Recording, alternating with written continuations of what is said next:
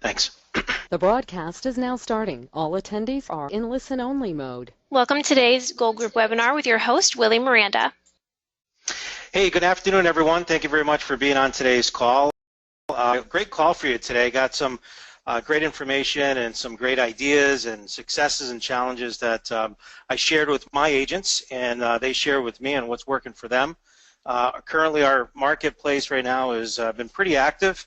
I want to say overall our market is up about 20% over last year, and as a company we're actually up closer to 50% over last year. So we have a really great start for 2016, and things are really progressing in the right direction. And you know, when you're able to reflect back to find out why that is, and you know, talking with my staff and looking back at what we've done over the last 3 years, a lot of this growth that we're having, a lot of the successes that my agents are having are things that we started building on, say, 3 years ago, when we really took structure into our business. We put activities in place.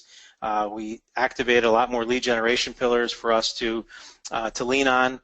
We had some that worked very well. We had some that didn't work that well. So on today's call, I do want to share some of those items with you. And my hopes is that you take some of these successes, apply them into your business, and add them as another pillar for yourself, or some of the tools that we have to help you grow your business. The other thing is that I'm going to talk about some different challenges, you know, what some of the challenges were that some of the agents actually felt that they were experiencing and going through, and some of the different solutions and things that we helped them with these mastermind sessions. So just to kind of give you the background on it, what we do is we meet on a quarterly basis where my agents, we come in, we meet for a few hours, and we'll just go over successes and challenges, and we actually have a survey that they fill out prior to that I'll show you here in a little bit. Just really 3 questions, like what, you know, first quarter, you know, what really worked well for you, and what was your biggest challenges was the second question. What did you struggle with over the second quarter or first quarter, and then the third question is, you know, over the next 90 days, what do you feel you need to implement in your business in order to grow your business? So I'm going to share some of that stuff with you today. But before I do that, I do want to share, some of you have seen it on Facebook, and you saw what we were doing on our car wash. And one of the things that I always talk about is, you know, is giving more back.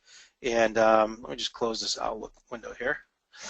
Is giving out, giving more back to the community. And I want to just go over with you here some of the results that we had. This is our annual car wash that we do, and my daughter there all the way to the left, Christine, started this back probably about 8 years ago, probably 9 years ago, and she had her first car wash, and she wanted to give back to the Children's Hospital, and we ended up doing a car wash to raise money for the Children's Hospital. Since then, we led it into other things such as annual golf event. You know what, Andrew? I don't know if you hear that background noise or where that's from, but Yes, I believe the you asked to dial in on the phone has dialed in. They'll need to mute on their end because we can't control that if they can log in. All right, so Christine, if you could hit *6 on your end or just mute out, that'd be great, and I'll pull you in a little bit.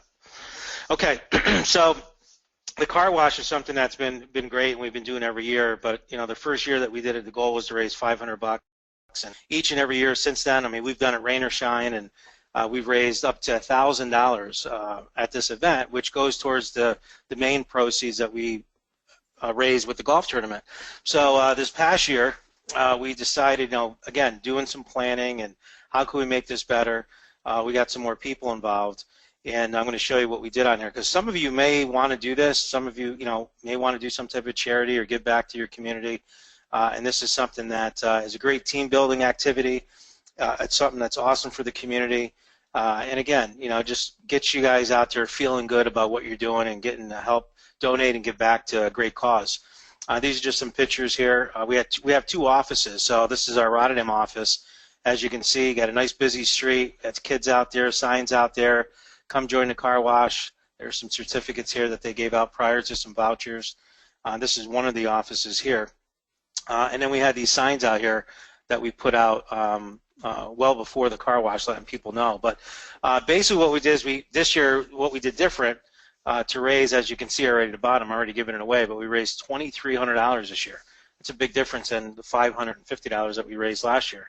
And and the reason for that is we chose 2 captains, one at each office, and we also had co-captains that represented each office.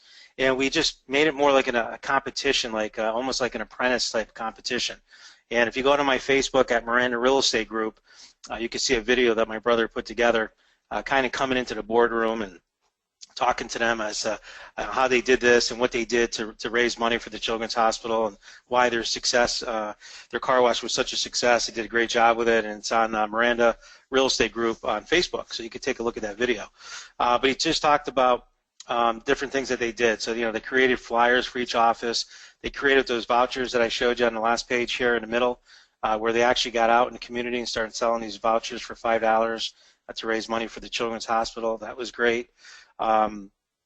We emailed the team weekly to get donations, and also got other things such as, soap, buckets, towels, those type of things. Got people involved in coming out, and we had more people helping on our team. And the captains and co-captains went out to different businesses as well for donations. So we had, Dunkin' Donuts gave us stuff, McDonald's gave us stuff, different businesses in the area donated. And the end result was a $2,300 total amount that we raised for the Children's Hospital. So it was awesome, and something I highly suggest. And I know a couple of you had emailed and thought it was a great idea, and I thought I'd bring it up on this call. On here, and if you have any questions on it, please by all means raise your hand, and when we get to that point, I'll answer any questions that you guys have. But this is a book that I wanted to share with you guys called Living Forward. And I belong to an entrepreneur organization. It's called EO, and it's a global organization where local CEOs in the area get together. We have a local chapter here of about 55 CEOs. And this was a book that was given to me by one of the EO members a few months back, and I've been reading it and going through it, and I had to share it with you guys because it just makes total sense for us on the real estate side. And some of the things that I see out there, and when we talk about business planning, we talked about that in the beginning of the year in one of my webinars, but a lot of it we talk about business planning, right? Getting our business going and planning. Oop, I'm getting some feedback. Hang on a minute. All right. Hopefully you guys can hear me. All right, we're back. But planning our businesses, and we spend so much time, it even talks about, on average, the average person plans more time planning their actual vacation than they do their own life plan, right, and what they're going to actually do and actually setting goals. So this book was a great quick read. It's only a couple hundred pages. And it really talked about how to really develop a compelling and clear life plan as to like where you want to go in your business, or not in your business, in your life. See, I'm so accustomed to talking business all the time that I actually get caught up in it myself. But what I liked about it is it really talked about business. It talked a lot about your health, family, different things, that relationships, and it's so powerful by going through this and reading it and look at and doing some of the exercises, how much more you pay attention to things that are around you. And by being on top of your game on your life plan will help you in your business as well. And it just gives you all kinds of different examples, different plans, but also gives you a lot of different examples of business owners, entrepreneurs like ourselves, why this is so important. So this is a great book, New York Times bestseller, Wall Street Journal, USA Today bestseller as well. And it's a great book that really talks about designing your life and really looking at, like Stephen Covey talks about, with the end in mind. Like, think about, when you check out someday in this world, what are people gonna say about you? What are the things that you accomplish? Are you gonna be one of those people that say someday, I'm gonna do this, someday I'm gonna do that, or when I retire I'll do that? Why not do it now? And how can you implement that into your personal plan? But also talks about a lot of how to get there, like how to actually strategize and how do you get to certain places. And I think I've shared with you guys a couple webinars ago where, one of my goals 3 years ago was to go to Florida and just take the whole month and go down there and work remotely and see if that could be done. And it was one of the best things that I did. It didn't have any effect on my business. If anything, our business increased by me being away. And but it really gave me some time to sit back, re-energize, and come back into the business a lot more fresh and a lot more on top of my game. So basically, it really gives you a lot of what you want to get out of life and how do you obtain it. And it's a great book. And I always like to share the books that I'm reading. I actually bought some books for some of my agents to share with them, and it's really good stuff. So Living Forward, and a great book. Love to get your feedback on it once you see it, once you read it. All right, let's jump into some of the content for today, and this is the actual breakdown of what we sent out on a Google Doc. But if you see here on the top left here, what worked best for your business in the first quarter? What was your biggest challenge in the first quarter? And what do you think would be most positively impactful on your business if you were implemented in the next 90 days? So if you kind of follow me along on here, and I'm not going to, we'll just kind of go through these really quick, but I'm going to start with just what really worked best for them. And branding with social media and open houses. And I'm going to have one of my agents, Christine Serafini, talk a little bit about today on, what she's done with it and what numbers she's seeing and how much business she's got from really branding herself. And she's done a great job with that with social media.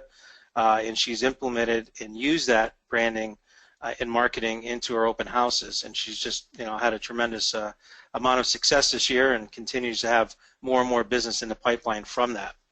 Networking, making phone calls, getting out there and networking at different associations, B&I groups, getting out there and doing business mixers, those type of networking events. Being in front of people, you'd be surprised. Nothing, and Craig always talks about this, being on the phone is probably the best way to be able to follow up and be in contact with people, but being face-to-face with them and getting onto those networking events are very important. And there's been plenty of times where I went on networking events and I could have blown it off and had 10 other reasons why to do something different. But I said, no, I put it on my schedule. I committed to one, 2 networking deals a month, and I'm going. And I usually partner up with someone or go with someone else, and we kind of split up at the event and see how many people we can meet and come back with, minimum of 5 business cards to add to our database. But it's always panned out, and I've always appreciated going and always was able to deepen relationships and actually get business from those networking events. So that's a huge thing there, and I'm glad that one of my agents or a few of my agents actually reported and commented on that. This is a big one here, saying no to non-profitable clients. Getting those clients that want you to jump through 1,000 hoops and want you doing things that their house is not going to get sold at that price, or want you to put newspaper ads in the New York Times because they feel a New York City buyer is going to buy their home, and that's the type of stuff that we get here in our market. But being able to say no to them, being the professional and saying, here's what we do, here's what we know works, and here's what we're going to do to get your home sold. And if it doesn't work, then don't take the listing. I've had actually some of my agents this year fire some of their clients because they just weren't reasonable on things that they wanted to get their home sold. This is a big one right here, converting renters to buyers or rentals to listings. And we've had a couple agents now this year that in the past we usually had renter leads that would come in that we would just kind of blow off, to be honest with you. Like, we just didn't have time, didn't really have anyone that specialized in rentals, running background checks and all that type of stuff. The money, if you're renting something out for $1,000 or $1,500 a month, you had to split it with the agent. Just, a lot of agents just weren't excited about doing it. So I actually have a couple agents that work with me that had some rental property management experience and ended up taking those leads. I'll be more than happy to take them and run them around, and it's an easy check for them. And we've had situations now where I think we've had 7 or 8 renter leads that came through that said that they wanted to rent and ended up buying homes. One was actually almost a $700,000 new construction listing that originally came in as a referral to us on, if we had any homes that we could rent to them and to find them a rental. So just something to kind of take away. If you're, taking a look at those rentals out there and doing the same thing that we did, that's a huge mistake, and it's something that I'm glad that was on here because I know there's a lot of you on this call today that probably get a lot of rental leads that could be converting those into listings and also into buyers. Next one on here, keeping up with their COI, just keeping in contact and calling their center of influence and checking in with them. Spring is coming. Any listings that they may have, letting them know about listings that they just put on the market, want to know if they have any buyers that would be interested. By the way, are you looking to put your house on the market? Just really touching base with them and keeping in contact with their COI. One agent had on here the 30-day Miracle Morning course, I think that was Hal Elrod there that actually had the Miracle Morning course.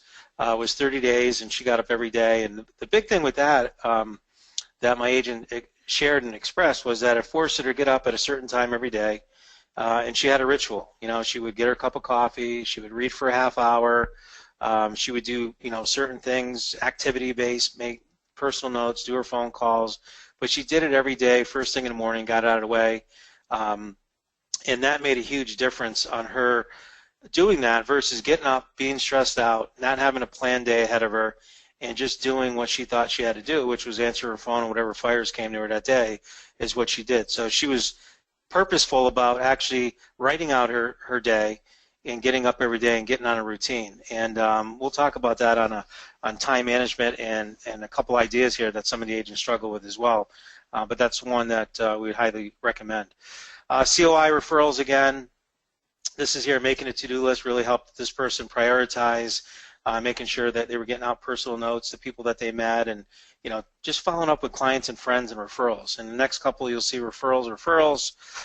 This one here, finally, I'm just switching the side, so if I move this over here, it's because it's the same column here. But feeling confident enough to implement most of the training that they've learned. That was a new agent, and we had a couple new agents in our on our team that, whether it be 3 months, I had another agent that went almost a whole year without, I wouldn't say a whole year, but maybe about 6 months or so without really getting in a groove of getting clients.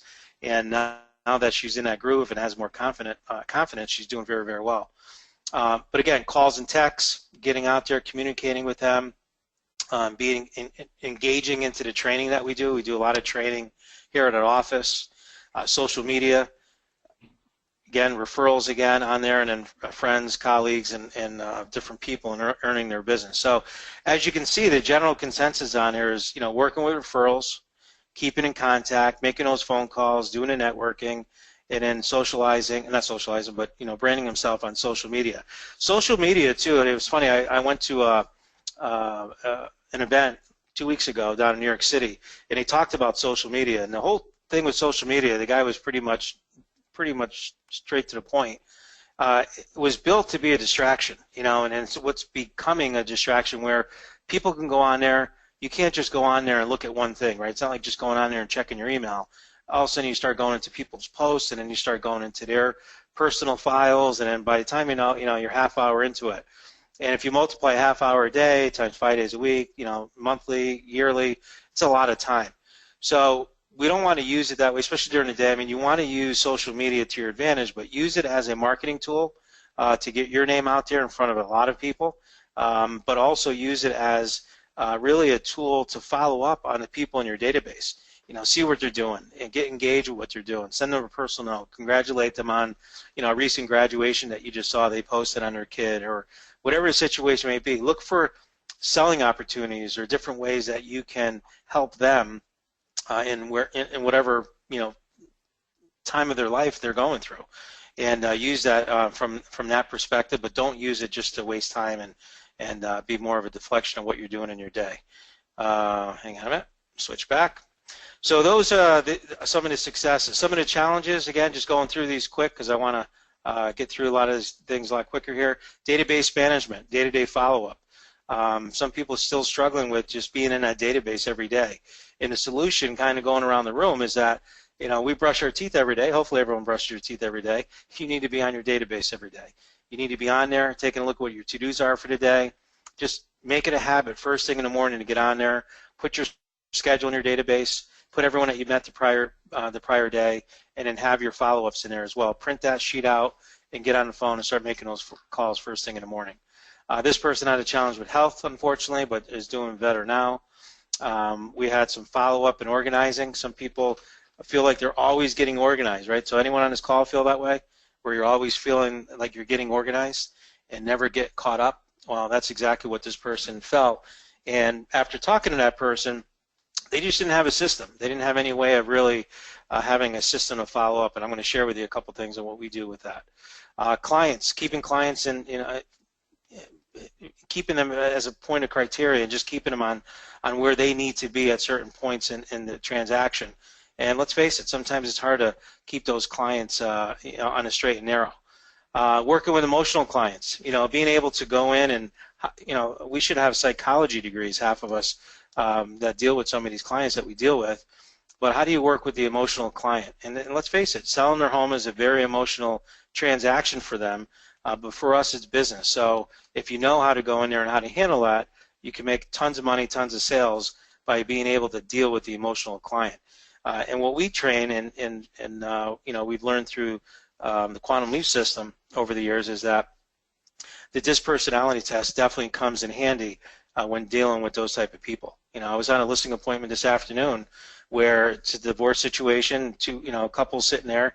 She's motivated to get it sold. She's ready to move on, but the husband is not. And he came up with 15 different reasons why he couldn't list the home until fall, because he wanted to go through and make all these fix-ups, and he had to do this and do that, and if I don't do this, we're not going to get top dollar for our home. And the list went on and on.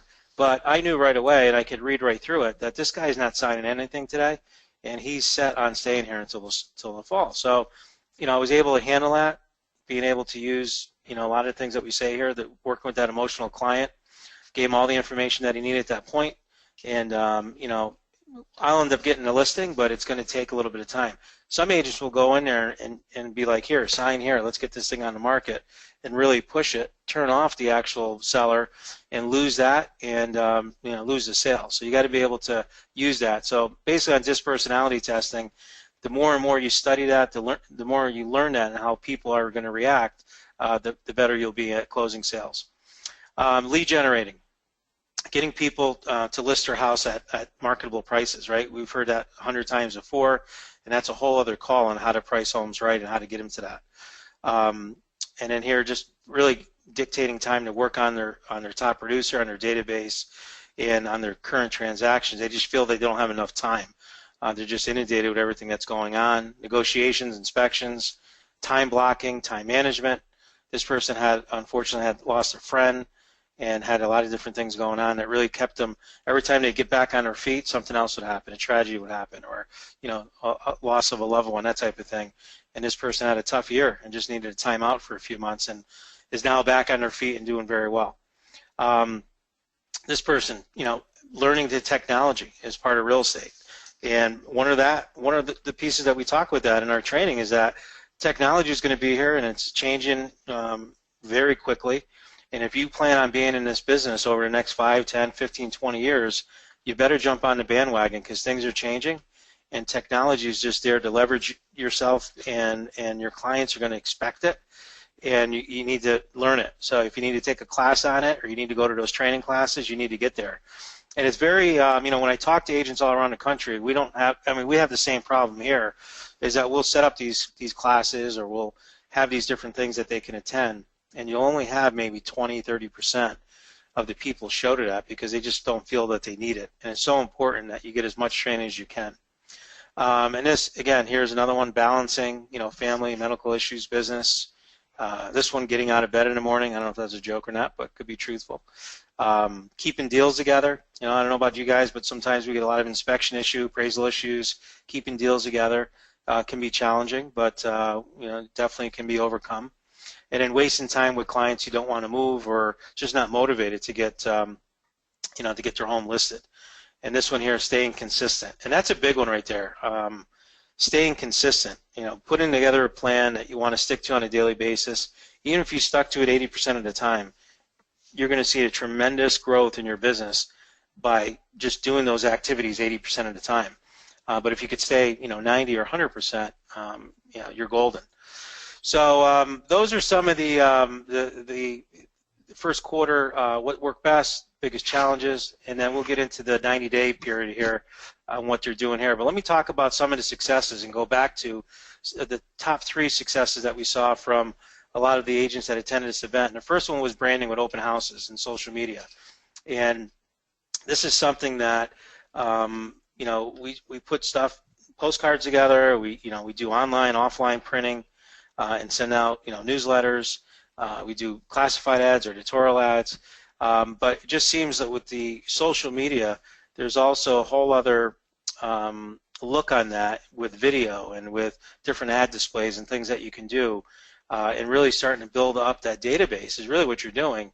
If you're not doing social media, you need to find someone that can help you get that going, because that could be a tremendous amount of business for you and something that you definitely want to look into doing. I talked about the converting renters to buyers, and I'll show you this to-do list thing that we have on here. But let me see if I can get Chris. Are you there, Chris Serafini? Yeah, I'm here. Good afternoon. Thank you very much for coming on today's call. Chris, you've been with me for many years, and you've done all kinds of different things through our training. And yeah, this is a surprise for you. Trish put this all together, so it's all thank you to Trish. But when we were putting this presentation together, I thought it'd be a great idea to share what you're doing with a lot of agents across the country and Canada, and you really show them, you know, where you've taken this open house. Because one of the things that I've always thought over the years, and you know, I know that talking with Craig and other people I talk to, you know, open houses, the traditional open house is definitely, you know, a waste. I mean, if you're going to do an open house and, you know, get out there 15 minutes before the open house starts, put a sign out, and go sit on the couch and watch TV for 2 hours, you're wasting your time.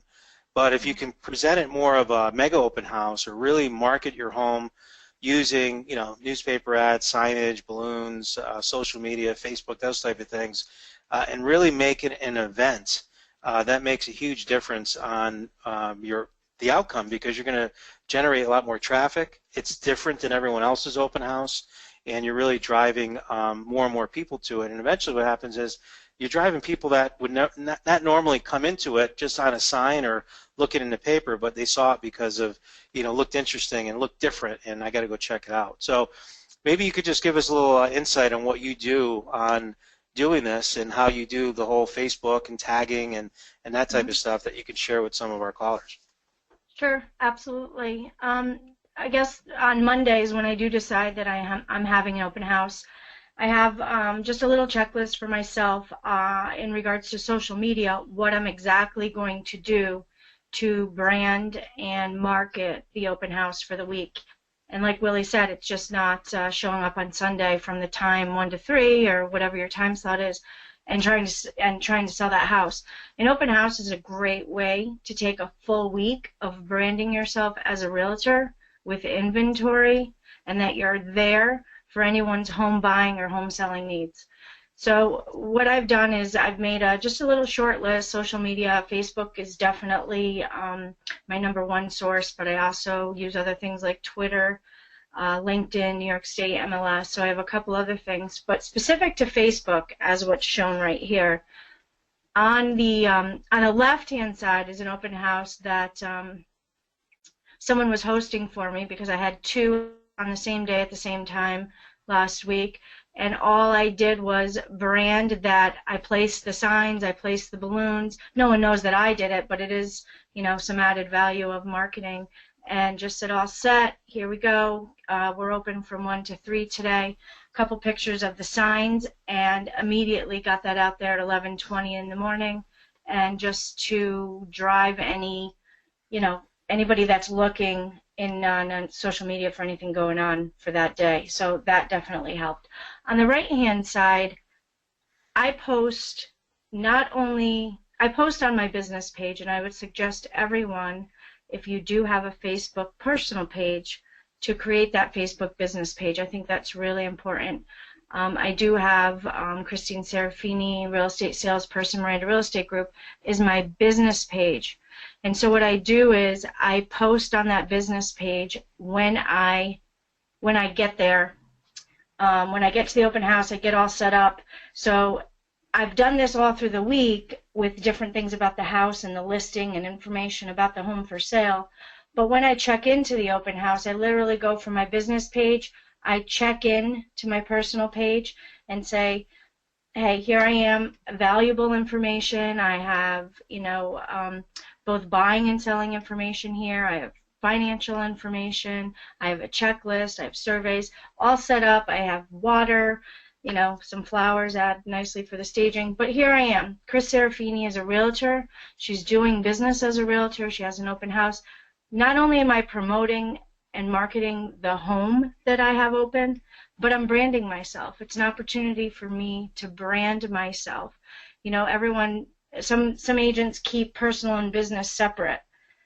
business is personal to me, and it may be cliche, but it's very personal to me, and I take it very seriously. So I do share my business page to my personal page. And what that's doing is when I take my business and I share it in my personal, I'm exposing all of this branding and marketing to my COI. These are all of my friends that I've come in contact with on Facebook and are connected with. They're seeing me on a day-to-day basis in real estate. I am a full-time realtor. I will, obviously, it shows that I work for my clients. I'll promote, I'll market, and that's what I'm doing with branding, with social media and open houses. My success this year, I have 2 closed leads from open houses, and I have 4 of my 10 pending right now. 4 of them are from open house, from walk-ins at my open house. And maybe that house wasn't for them, but another one was, and I was able to maintain great follow-up. I have a system for follow-up after open houses, and it's working out really well. Every open house I'm adding at least, the minimum number I've had is 5, but the most I've had is 31 at an open house. And those are people that I'm adding to my database. So that's all good. It's all about branding and social media. Great. Chris, you just mentioned a follow-up procedure, because that's where most agents fail, is in the follow-up. Like, they do a great job generating the leads and getting the people to talk with them, and then it's in the follow-up that they lose it. So just, briefly, 30 seconds or so, or a minute, what do you do on your follow-up on the leads that come through your open house? So you can see in one of my pictures here, on the right I do have a sign-in sheet, and I've been kind of testing it, and on the left I have a sign-in sheet with a survey. The sign-in sheet and survey, they both give me the same information, but it seems the survey is working out better. I get name, email, phone, address. I'm asking for all of that information on both of these sign-ins. For the most part, I'm getting 3/4 of that. So what I do on Mondays, I call, I text. On Monday afternoon or Monday, I send the personal note, and then I email as a follow-up on Tuesday, if I have all facets of that information. So you're calling, you're texting, you're emailing, and you're sending a personal note. And there's ways, if you don't have their address, I jot down notes. They say they're a neighbor, and I have their name, so obviously I can look up in different ways where they live, and just send a personal note. Thank you for attending the open house. But call, text, notes, and email. That's how I follow up. Awesome. Now, a lot of people, and that's great, and that's one of the things that I've seen you do, is have a better follow-up system and being able to get the information from them right from the beginning. And but a lot of people think that this is just really attracting buyers. What about on the seller side? Have you been able to attract sellers with this type of marketing? Actually, and that's a great point. I do have your book there, Working with Sellers, as well. It's definitely more of buyers, but 2 of those buyers have had to sell. So yes, it's picking up listings. But all of this information, what it's also doing for me, a lot of people don't know what to say at an open house or how to approach somebody or really engage into some conversation. This table and this setup gives you a lot of leverage for a lot of conversation. And you don't have to touch on everything yourself. People are going to ask you. So it's just definitely making you stand out also as that great listing agent of all this added value information that you're going to have for the buyers walking in. So it's great for a listing presentation too. Awesome. And then I've talked about the buyer and seller books and on past calls, and I know some of the agents had taken advantage of working with our book person that we use, Nina, of getting their own personalized book and getting their own name and all that stuff on there, and it's been working very well. This one here, this Answers from Experts, you can see it over here, Answers from Experts on selling a home and an Answers for Experts on buying a home. These are 2 books that we came up with our mastermind group, and each of us wrote a chapter each and came up with a book, and we're using that, but we have a new book now that's actually in print for buyers and sellers. But the books really stand out. They're not getting that information at any open house that they're going to. And if you don't have a book, I mean, you can always use a brochure, and there's tons of different brochures on the website that you can actually access. But a book really makes a difference. And I know you took the book, and even though it's not your name on it, Chris, you've taken a book and really leveraged that. Maybe you could talk about that for a few seconds. Oh, absolutely. The book in both listing and buying is leverage for people inquiring on either. It's for actually when I do if I show houses from a lead from the open house, I meet them. That's a gift that I give them for thanking them for coming to the open house, and then thanking them to allow me the opportunity to show them houses and work with them. So it's definitely great leverage. It's great added value. It's something tangible, and they're absolutely, buyers and sellers are wowed by that added value there. That's definitely great. All right, Chris. Well, thank you so much for your time. Congratulations on your success this year in 2016, and hopefully we'll get some more info from you to share with everyone. And if we have any questions at the end, I'll make sure to forward them to you, and you can just reply back to them, and we'll help anyone else that we can out on getting a successful open house in their market as well. So thank you, Chris. And if anybody wants to friend me on Facebook, you've got my name right there. Awesome. Chris Serafini. Remember the name. Chris Serafini. Thanks. All right. Thanks, Chris. Yeah. Take care. Okay. So good stuff there. And again, I want to just bring that home. I don't usually talk about open houses to that extent, but because in our market, just so many opportunities that are out there and so many transactions I've seen come from it this year on the deal pendings, that I just had to bring it up on today's call. All right, number 2, converting renters to buyers. And you guys have probably seen this screen times from the buyer presentation. And if you go to, I'll give you guys a website address now. I think it's freewillystuff.com. So Trish, if you're listening, just confirm that or come to my office. But I think it's www.freewillystuff.com. You can download our buyer presentation, and this screen is on there.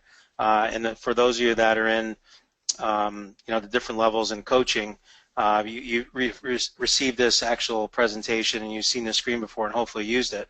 But this is the screen that really grabs the attention of some of these renters as to why are you looking to go rent and lock into a lease again for another year or 2 years when you could just buy it. Market's great, interest rates are low, and I've had people actually say, oh, okay, so it's freewillystuff.com, freewillystuff.com. You can just log in there and download this stuff. But if you see on there, basically when we sit down with an actual buyer or renter, we'll show them the screen just to kind of create some of that buzz and see what their motivation is. But we'll say, have you ever considered, possibly buying instead of renting? Well, we kind of toyed with it, but maybe it's just easier for us to rent right now. And we'll look and just keep the numbers simple. But I did have one person that actually was over like $1,700, so you can adjust these for your own market. But let's just say this here, $1,000 a month. Well, over the course of the last 5 years, and I'll ask them, how long have you been renting? Well, I've been renting for like 5 years.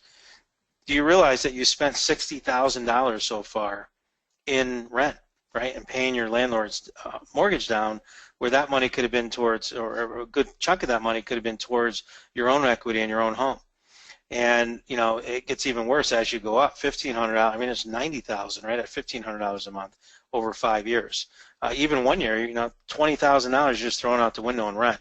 So we really try to show them, like, let's get you qualified and get you through the buyer process and see what you actually could buy. And not only that, but we're going to actually match you up with some homes that you would qualify based on your pre-qualification letter.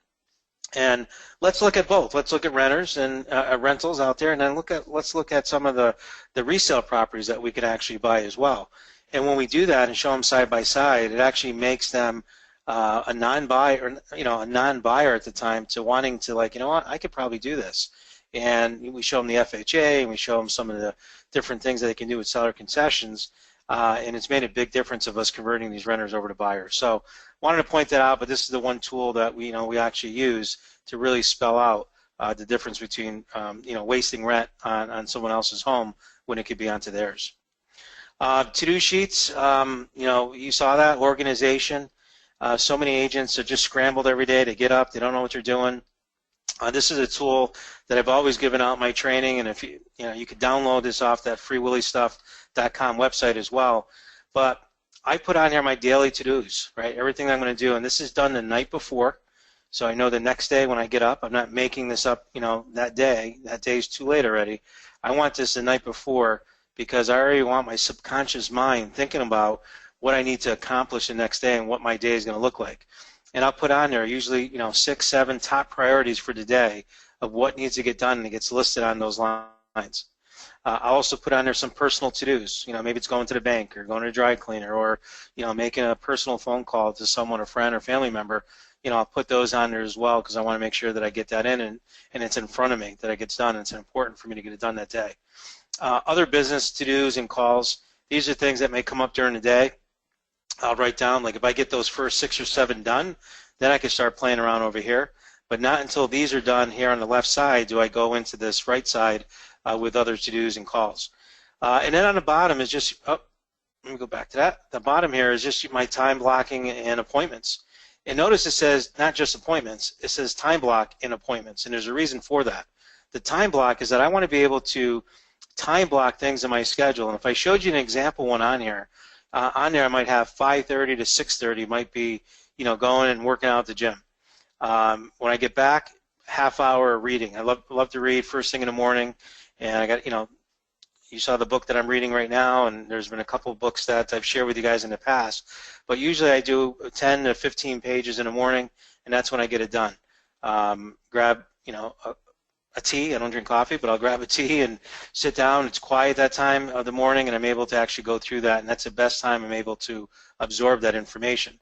And then after that, I get ready, go to the office, do what I have to do, but I have that part of it out of the way, but it's already planned. I have it blocked into my schedule already. I could put on there, the appointments that I have, but also I'm going to put on there the activities that I'm working on. So remember back up here, the top priorities for today? Some of them might have been, working on a proposal, or maybe it was working on a cost market analysis, or maybe it was, I have a commercial project that I'm working on that's going to take me a few hours, but I only have, say, an hour a day that I'm going to spend on that over the next 3 days. Then I put that in there as a top priority for today. But then once I get this done, then I schedule those top priorities within my appointment blocks. So I treat it like a listing appointment. So if I know I need to call, like I did Friday, I need to call like 6, 7 different sellers, and I put all of their names on there. I got to get through these sellers and get back to them, get price reductions, and give them some feedback on what's going on in the marketplace. They get scheduled, and then I put them right into my actual time block. So from 2 to 4 o'clock, I'm calling sellers, and I'm getting that list done. And this is very important for you to do. Treat your time blocks just like a listing appointment. On a listing appointment, hopefully you're not answering your cell phones, you're not texting, you're not opening up other emails. When you're on a listing appointment, you're on, right? It's game on. You have to treat your most top priorities for that day just like that. So when you're working on your business, you need to be working on your business. Shut everything off, shut your phone off, work on that. You'll be so much more organized and structured, and you get this stuff done. How many of you feel that you get things done maybe only 50, 60% of the way? And when I talk to coaching members, they always tell me, yeah, that's how I feel. I feel I have 8, 9 things out there, 60% complete. Here's the way you get around it, by blocking this into your schedule. And if you know something's going to take you 3 or 4 hours and you just don't have time to do it in a day, chunk it down. Do an hour a day for 4 days and get it out of the way. But this is a great little tool here, and again, you can download it off the website. This is Brenda's daily to-do sheet. This is one of my top agents at Miranda Real Estate Group that uses this. She has her to-dos here. She has her personal other there. A couple appointments she'll jot in there, in the top there.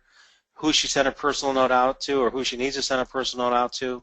Important phone calls, and then agent office updates. So we have top producer now. So this is an older sheet that she was using, as you can see, 2012. But she still uses this sheet now. It just says top producer on here. And it's very important to use that database, right? The more and more you use that database, the bigger that database is going to get, the more reactive that database is going to get, and that's where your success is going to come from. So great tool there for you guys to use, and hopefully you guys are able to take advantage of that. All right, I'm going to go through some of these challenges, some of the stuff we already went through, so I don't want to repeat myself. But following up on leads, very important. I talked about that before. Not only during the transaction, but also after the transaction. Time management, I already talked a little bit about that, and then working with emotional clients was the other big challenge that we had. I've shared this with you before, and I'll share it again with follow-up calls. Very important Most agents only call back, and there's tons of stats that I could show you on it, but some agents, you have like 48% of the agents out there would only make one phone call and then not make another phone call on a lead. You have 10% of the agents that don't even make the call. They just don't get around to it. And then you have some agents that who are really successful and make a lot of sales and have very high lead conversion rates are the ones that are doing 8 or more contacts to a lead before they actually get that person on the phone or actually able to book an appointment. So 80% of sales are made on the 5th to 12th contact. And this is a plan that we put together a long time ago called 3-4-12. And every lead that we have, we want to follow up on that lead, especially if you can get back to that lead within the first 5 minutes, 10 minutes. Very important to get them on the phone as quick as you can. But if you can't, you want to keep reaching out to that person definitely every day for 3 days. I had one agent tell me, well, yeah, I left a message, and I'm going to give them a couple days to call me back. Don't bother, because they're going to be working with another agent. You need to call that person and get them on the phone, because the first person they talk to is generally the person that they're going to do business with, especially if they meet them for an appointment. So you want to get on the phone, you want to call those people, but obviously you don't want to be a stalker either, so I understand that. But if you call them 3 times over a 3-day period with an email, with a text, with a phone call, whatever ways you have to do, personal note, whatever it takes, video, email, it's been working really good. For those of you that have BombBomb or some of those other type of video software programs, those work really good for follow-up. Just basically saying, hey, Jeff, I tried to reach out to you by text and I left you a voice message. I thought I'd shoot you a video email. I have some really great information here, just following up on your request. Love the opportunity to talk to you. Could you please shoot me a quick email and let me know what's best times for you? People respond to those video emails much more than they do just a regular email, if they even open an email. So let me explain how this works. So in the first 3 days, you're making those phone calls. After that, we're going to switch to the 4 number here, which is 4 calls once a week. So tried them for 3 days straight, couldn't get a hold of them, don't want to be that stalker, but I don't want to lose this lead and just give up. So I'm going to go ahead and call it once a week for 4 weeks, as you can see there. And you want to change it up. So if today is Thursday, 4 o'clock, 5 o'clock Eastern, next week I might want to call them Thursday morning, try between 9 and 11. If I don't get a hold of them next week, then maybe I change it to Saturday on the weekends or make it a different day during the week. But you get my point, is that you want to keep moving that forward every week for four weeks. After that, now you've reached out to this person 7 times, still can't get them on the line, then you're going to go ahead and call that person once a month for 12 months. Because 80% of the leads are down the road leads. Only about 10% of them are now business. So it's so important for us to keep that lead going. And then once you reach the end of, you got 18 contacts into this person, right? 18 calls or texts or whatever else way that you're trying to reach out to them, emails. After 18 times, hopefully you're going to get that person. Your conversion rate, if you think about it, is going to be much greater if you're following this method. Now, worst case scenario, if you still don't get a hold of these people, after 18 attempts, some would say, well, they're just not interested. We've, on good leads or areas that we want to be in, we've relaunched this for another 385 days, 89 days, and relaunched it again and just again, jammed in with 3 more calls once a week for 4 weeks and then tried again, because we know based on a lot of the stats, especially some of the stats that just came out not too long ago in Inman, the average internet lead that comes through takes about 388 days to convert to a sale. The average seller lead that comes through the internet takes about 420 days to convert to a sale. So that's over, folks, that's over a 12-month period. And if you're going to go through all of this for a whole year, why would you stop there? Relaunch it for another 12 months. And that's what we're seeing with our inside sales. We're getting leads that have hit our system, a year, 2, 3 years ago. And it's because of the follow-up is why we're making those appointments, and they're turning into sales. And this is where, and this is the position each and every one of you should be on your calls and on your follow-up.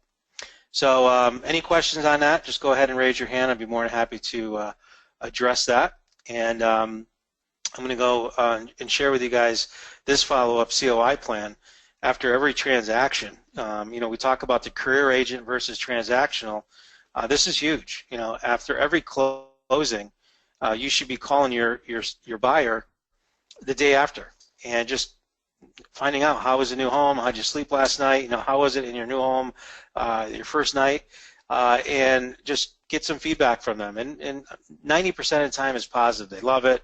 It's overwhelming. New house, maybe first-time buyers, or they're transitioning or relocating, whatever.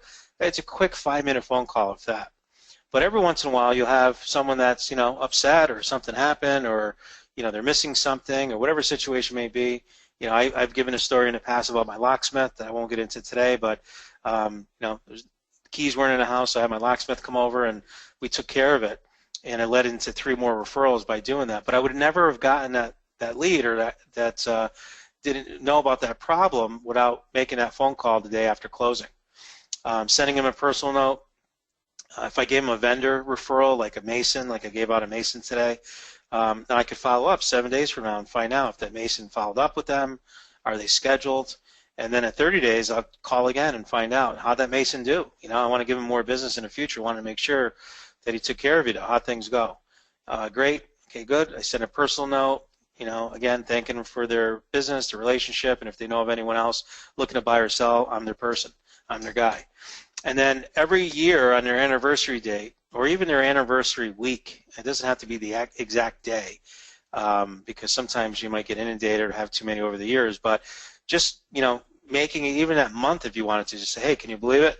It's been 2 years since you've been in the house, or 5 years since you've been in the house this month. Just wanted to call, check in, and see how things are going, and then send them a personal note. You can give them a small gift, maybe give them a gift card to Lowe's, Starbucks, whatever.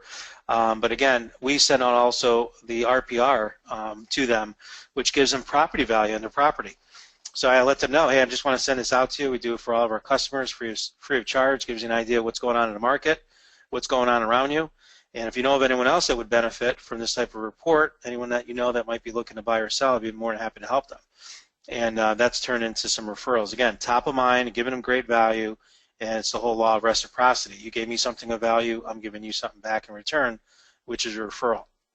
And then we just set it up in our database to do it again next year. And we set it up so that it's a pop-up. And I know, this week I had 4 birthdays and 3 anniversaries. So those are the people that get personal phone calls or a video email from me directly. And this has proven to give us a lot more leads and repeat referral business, as you see here. So, all right, so I think we have a question on here, Andrea. Do we have any questions out there that we need to address or answer? Yes, we have a hand raised from John Payne. Your line is live. You're muted on your end. John, just click the red mic button. We can get you live on the session.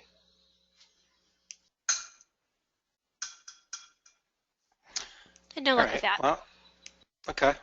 All right. Well, John, he clicked on red. So if you happen to do it, or if you want to type in your question in the question box, we're more happy to answer your question. And anyone else that has any questions, by all means, please feel free to type them in the box or raise your hand. I'll make sure that we take care of that for you. All right, let's keep moving along here. Time management using the 3D test. Do it, or delegate it, or dump it. And I know it sounds simple, but I'm here when you get overwhelmed and you got tons of stuff on your desk and you have files all over the place. The best thing that I've done is I've taken all of it, put it in one big pile right in front of me. I start on the top, and this is the exact method that I use. I'm going to either do it. If it's going to take me 2 or 3 minutes or less to do it, I'll do it right then. If not, I'm going to either put it in another pile to delegate it to give it to someone else, or I'm going to get rid of it, just dump it. And I have another file called the read file. Some days, like, when I'm traveling or on a plane or on a bus or something like that, I have a read file, and I'll stick it in there, and maybe a month or 2 down the road, when I'm on a plane, like I said, or have the time, then I'll go ahead and read and put it in that read file. But other than that, the 3D test works very well, and it's something that I learned many years ago, and it's been very effective.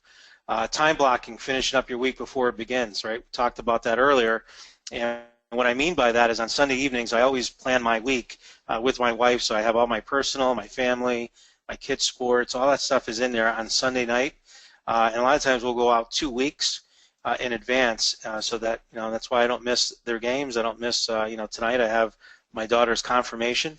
And I didn't book an appointment because I was blocked out already 2 weeks ago, 3 weeks ago. So these are the type of things that you can do on your databases if you have a calendar or on your phone or Outlook or whatever to actually go ahead and time block. Use the board, the 3C board. And this is something that's very easy to create. If you guys have home offices that you're using and you're working on different projects and you want to keep organized and keep things in front of you, we have the 3C board, which basically you take a big board and divide it up in three. One's called create, creating, and created. So the create are all the ideas that you have. Maybe it's a postcard campaign, maybe it's a newsletter, whatever it may be. You put all those different things that you want to create and actually implement to grow your business. And then from there, you're going to prioritize which one's the most important, and you're going to move it over into the creating side. And that, is what you're currently working on and creating for your business. And then from there, it's always good to have that accomplishment, the accomplishments that you have, to actually have creating on there and to actually write those out and, put that on there so it's in front of you. It keeps you motivated to move things that are on your create side over to your created side. So again, just an exercise that you can try, something that's worked for me and I'm sharing it with you guys. Develop checklists and systems for everything you do in your business, from taking listings to closing out things, just like the checklist that I showed you with once you close on a property, making those follow-ups to those customers is very important, but everything you do should have a checklist and have systems in place for it. Voice record tasks. This is something I picked up 2 years ago. You're driving around, you saw a FSBO or, a great idea came to you, throw it in a voice recorder. You could do it right on your phones. You got a voice recorder if you have an iPhone or any type of smartphone. They have voice recorders. Throw it in there, and then at a later date, you convert it over to text, and you can put it on your to-dos. And because let's face it, a lot of times when we're driving, some of our best ideas come up, and actually been able to take some of those recordings and forward them also to other people that I could delegate to get some of the stuff done. Waking up earlier, that's a big one. That's a big takeaway, and it talks about it in the book that I mentioned before, where even if you just took 7 days a week, woke up an hour earlier to read, to work out, to do certain things, and you did over a 52-week period, that's an additional 364 hours, which is like 9 weeks extra in your year. Think about it, instead of 4 quarters a year, that you almost had 5 quarters a year. How much more would you get done? How much more business would you get done? How many more sales would you do? How much more time would you be able to spend with your family just by waking up an extra hour earlier a day? Think about 2 hours a day. So great stuff on time management there. Keeping tracking of your time is very important. Even if, I've always had this when people just don't know where their time's going. Track yourself for a week or two, and every 15 minutes jot down what you did in that 15-minute time block, and you'd be surprised how much time you waste. Eat That Frog, which is right here with Brian Tracy. He talks about starting off your day, taking that biggest, ugliest frog that you have to do. Maybe it's a call to a seller that you have to fire, or maybe it's calling back a lead that's or a sale that fell through, and now you got to call your seller back and say, geez, the buyer's backed out. Don't wait on that. Take care of that right away and get that thing out first thing in the morning. 9, learning to say no more, right? Warren Buffett talks about, he says 100 no's before he says 1 yes. And that's what has made him very successful, is by learning to say no. Reflect, and ask yourself that question, is what I'm doing right now the best use of my time? Or even better, what I always say is, what's the profit in this? I'm sitting here, I'm listening to this lady yell, she has no motivation to sell in her house. What's the profit in this? Why am I even here? Do I really want this listing? Do I want to work with this buyer? You guys get the point. Following the 3 times 3 times 3 rule, and that's basically just what follow-up, 3 calls, 3 notes, 3 emails or texts. These are different things that you can do as far as following up and having something in place that you're going to adhere to every day. So get a rhythm going for yourself. And I'm going to talk about that on future calls, about an actual rhythm sheet that we use, where in our daily plan, we also have a rhythm so that we know our goal. So an example, if our goal is to do 5 calls a day, 25 a week, how are you tracking that? And how do you know if you're hitting your goals or not? So having an actual chart like that is going to be helpful for you. And then here, I've mentioned this before, limit your social media networking. All right, working with emotional clients. I'm going to move quick through this for sake of time here.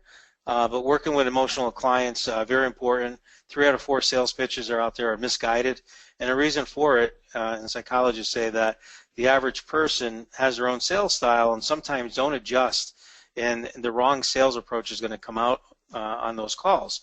And what I mean by that, if you're a high D type personality and you're going in and meeting with a C personality, you may just tackle that person coming through the door just with your energy, just with your movements.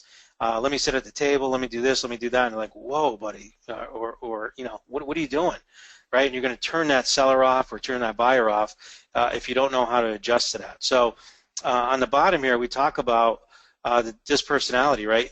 The DISC, and a lot of you have already been through this, so I'm not going to spend too much time on it, but you know, if you're a high D person, you're very dominant, and you're dealing with a compliant C-type personality that's very orderly and tends to follow procedures and, you know, reads through everything, you got to really, I don't want to say lower yourself because it's not really lowering or hiring yourself, but you got to put yourself at the same playing field.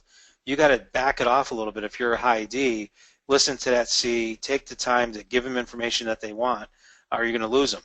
Vice versa, if you're a C personality type and you're in sales and you're trying to sell this D person, you're not going to sit there and do a 2-hour presentation. You're going to get thrown out of the house. So you're going to have to quicken it up, especially if you're walking in and you know that this person, you know, is tapping the table and a high D. You know, you need to move quick. So there's different ways to handle these people. Same if you're an I or an S. The I is that influencer, right? That's the person that loves to be loved and can talk. They're fashionable dressers, and these are great salespeople, right? The combination of a DI personality are great salespeople because they know how to meet people. People tend to like them, and they can move on their D to actually close for the sale. If you've seen a lot of S personality types be too good, they're easygoing, laid back, but they don't like the, you know, the roller coaster. They like to be very steady, and they don't like to see a lot of change, and sometimes that can hurt you. So knowing your personality types is how you can really work with an emotional clients much, much better versus going in there and saying the wrong thing or acting the wrong way and losing a potential sale. And we'll do more stuff on that, you know, in the future. So things that would positively impact your business if implemented in the next 90 days. Again, networking we talked about, implementing training, and geographic farming has been something that a lot of my agents have seen the success of other agents and what they've doing. And I know that second quarter going into, you know, second and third quarter, a lot of them are putting some great plans together for geographic farming.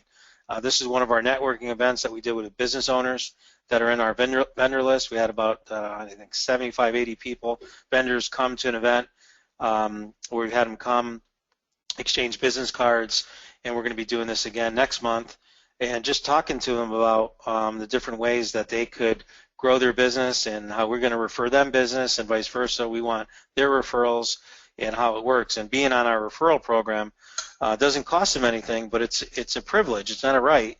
And the way they earn that right is by, or privilege I should say, is by actually doing a great job for our customers. So that's a great one there. Training, not going to get into too much with this, but in training we just rolled out a 2-day boot camp.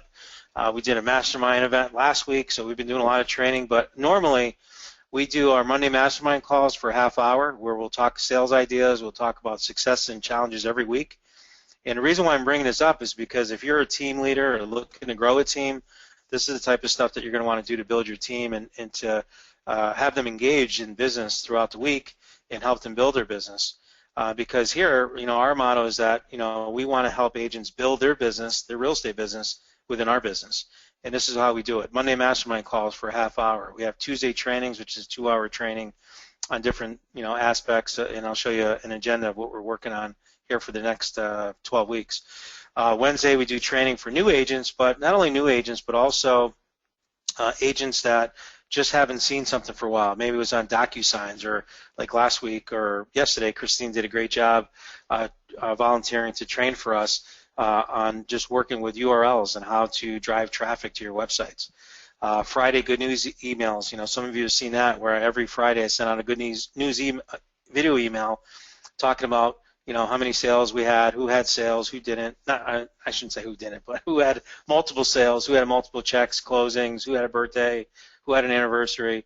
So all of this builds culture, but also builds better business sense for them, and something that we've been working on and feel that we have a really good rhythm going on our training, and that's been a big, big help for us, and we're going to continue doing that over the next 90 days.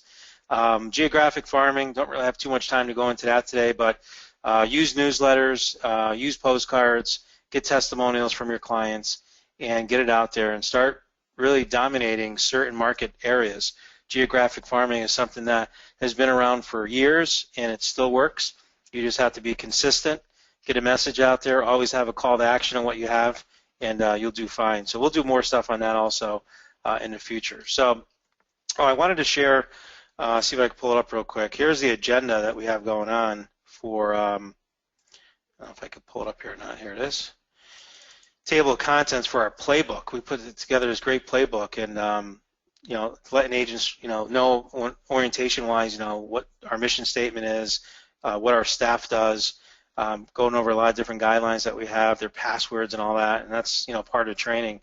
But, you know, tools to grow your business. We talk about time management, referrals, business planning, going over their goals, branding themselves, their agent brochures, their newsletter, you know, all these different things in there, tips on getting their budgeting going and how to really run a business.